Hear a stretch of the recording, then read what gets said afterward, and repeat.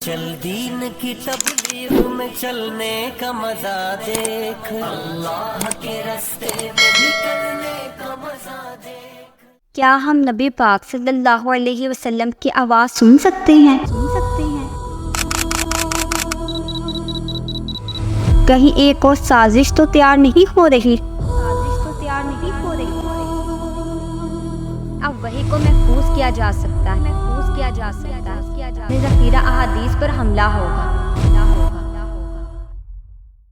کچھ دنوں سے سوشل میڈیا پر یہ خبر گردش کر رہی ہے کہ فرانس کی ایک کمپنی نے نبی کریم صلی اللہ علیہ وسلم کا خطبہ حجۃ الوداع ریکارڈ کر لیا ہے، جسے 2030 تک منظر عام پر لایا جائے گا۔ اس حوالے سے امید ہے جو باتیں میں آپ سے کروں گی اس کے بعد کسی سوال کی گنجائش نہیں رہ جائے گی۔ دیکھیے، آواز بذات خود ایک توانائی ہے جو فضا میں موجود مالیکیول کی حرکت سے پیدا ہوتی ہے اور عموماً 700 میٹر فی گھنٹہ کی رفتار سے سفر کرتی ہے۔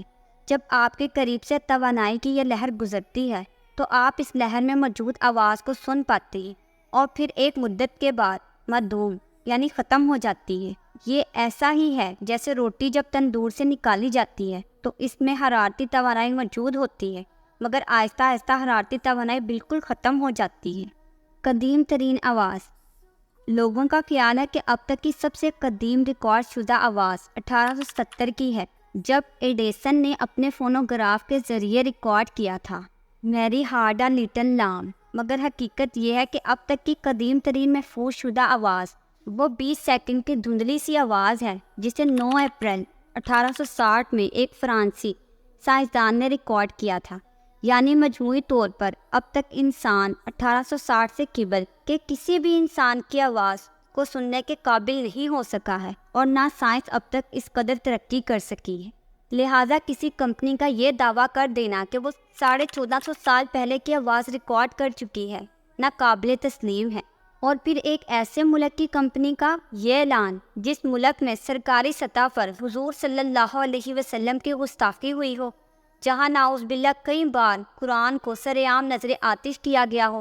ایسے ملک سے ایسا انوکھا دعویٰ محض گستاخی کا ایک نیا بہانہ ہے جس کے ذریعے سے جھوٹی آوازوں کو مقدسات اسلام کے ساتھ منسوب کر کے اہل ایمان کو متزلزل کیا جائے گا۔ اور اگر اس سلسلے کے بیچ کہیں نہ کہیں کی گئی تو سب سے پہلے ذخیرہ احادیث پر حملہ ہوگا۔ پھر کچھ عرصے بعد دعویٰ کیا جائے گا کہ اب وحی کو محفوظ کیا جا سکتا ہے اور قرآن مجید کی حرمت پر حملہ ہوگا۔ پھر آوازوں کے بعد تصاویر ریکور کرنے کا سلسلہ بنایا جائے گا، اور پھر یہ سلسلہ وہاں تک جائے گا ہم جس کا گمان بھی نہیں کر سکتے، اور یوں سائنس اور ٹیکنالوجی کی آڑ میں گستاخیوں کا ایک نہ رکنے والا سلسلہ شروع ہو جائے گا۔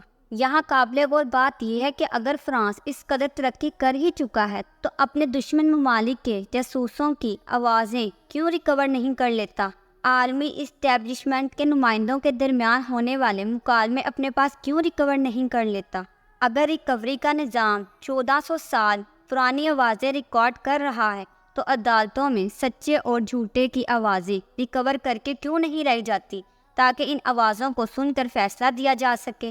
مگر حیرت ہے کہ آواز کو ریکور کرنے کے لیے فرانس نے زمانہ بھی 1400 سال پرانا چنا۔ آواز بھی دنیا کے مقدس ترین آواز، کہیں یہ کسی بڑی سازش کا حصہ تو نہیں ہے؟ لہٰذا اس طرح کی باتوں کو پرموٹ نہ کیا جائے بلکہ جس قدر ہو سکے اس کی مذمت کی جائے۔ امید ہے یہ سطور قلوب و اذہان میں اٹھنے والی سوالوں کا جواب بن گئی ہوں گی۔ اللہ ہمیں دین پر استقامت عطا فرمائے، یہود و نصارہ کے مکر و فریب سے بچائے۔ آمین ثم آمین۔ چل دین کی تبلیغ میں چلنے کا مزہ دیکھ، اللہ کے رستے میں